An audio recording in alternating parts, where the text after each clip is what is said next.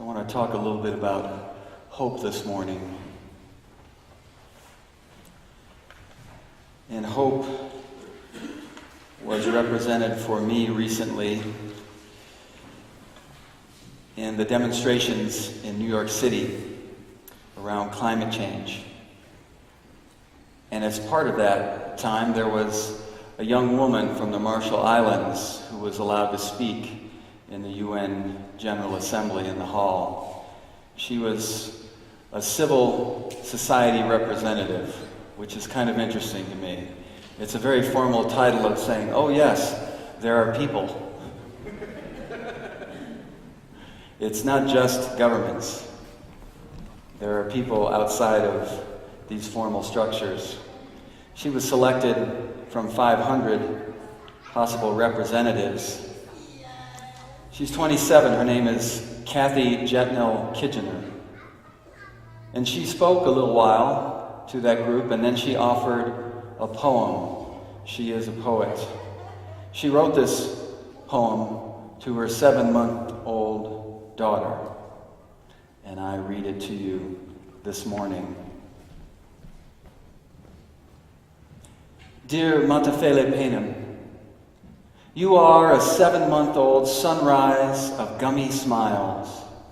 You are bald as an egg and bald as the Buddha. You are thighs that are thunder and shrieks that are lightning. So excited for bananas, hugs, and our morning walks along the lagoon. Dear Matafele Panem, I want to tell you about that lagoon, that lucid, sleepy lagoon lounging against the sunrise. Men say that one day that lagoon will devour you. They say it will gnaw at the shoreline, chew at the roots of your breadfruit trees, gulp down rows of your seawalls, and crunch through your island's shattered bones. They say you, your daughter, and your granddaughter too, will wander, rootless, with only a passport to call home. Dear Matafele Panem, don't cry. Mommy promises you no one will come and devour you. No greedy whale of a company sharking through political seas, no backwater bullying of businesses with broken morals, no blindfolded bureaucracies gonna push this Mother Ocean over the edge. No one's drowning, baby. No one's moving. No one's losing their homeland. No one's gonna become a climate change refugee. Or should I say, no one else. To the Carteret Islanders of Papua New Guinea and to the Taro Islanders of the Solomon Islands, I take this moment to apologize to you. We are drawing the line here.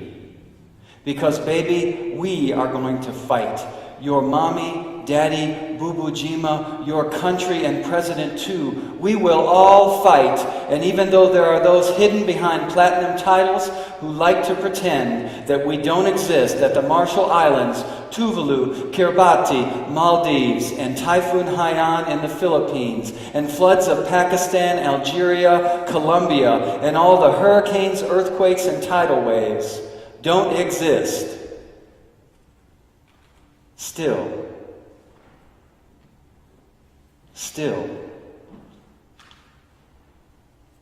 there are those who see us. Hands reaching out, fists raising up, banners unfurling, megaphones booming.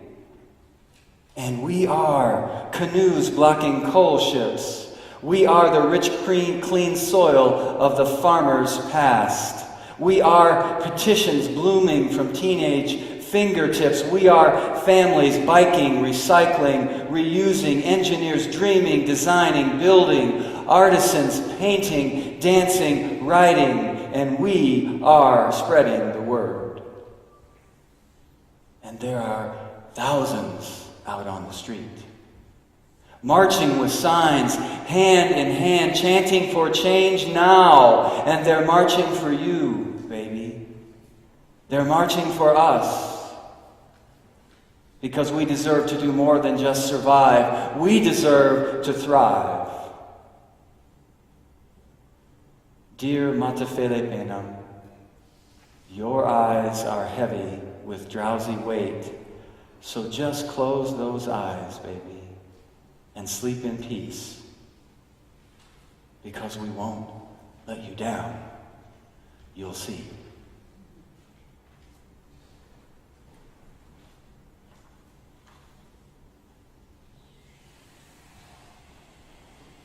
I wanted to share that with you, and I'm happy that I got through it without crying too much, because that was not possible when I was watching her on YouTube recite that poem, and then to have her husband and baby come out afterwards for the United Nations to witness.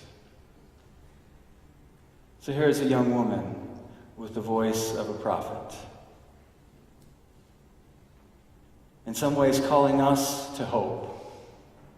Not hope as optimism, necessarily, or prediction, necessarily.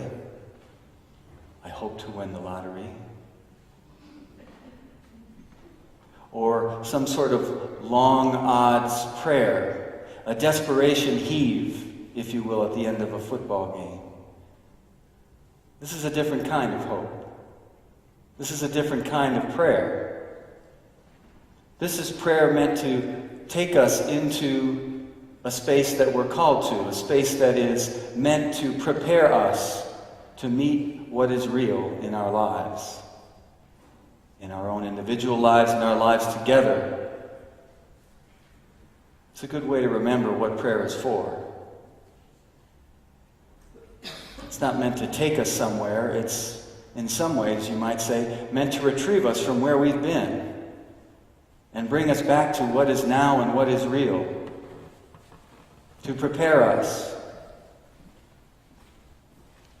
It's theoretically possible we've lost a couple of worshipers this morning because there's a Bronco game coming up. It's theoretically possible, I'm not saying.